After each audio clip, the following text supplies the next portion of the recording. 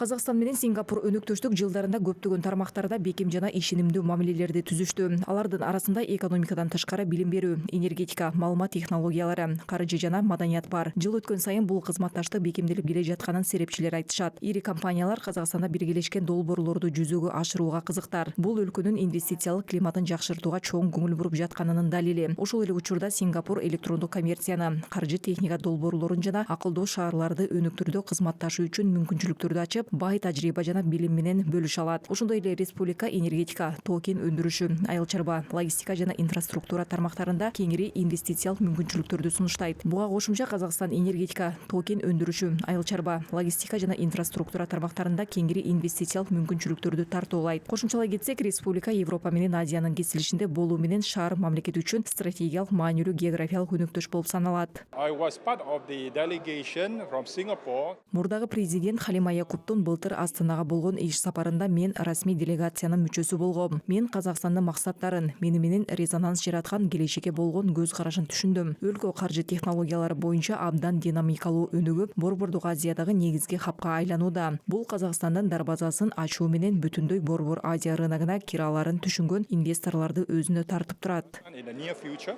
The first projects that we have Мен АЭКБнын жаңыдан ишке кирип жатканын, акча санариптештирүү боюнча алгачкы кадамдары жасалып, Justice платформасын ишке киргизүүдөгү тарыхый учурдун күүсү болгом. Ошондон бери Казакстан экономиканы өнүктүрүүдө жана санариптештирүүдө өзгөчө чоң секирик жасады. Мисалы, бир эле тиркеме аркылуу таксиге буйрутма берсек, азыр алардын бир нечеси пайда болду. Ошондой эле накталай акча жөнүндө. Азыр баары накталайсыз болуп калды.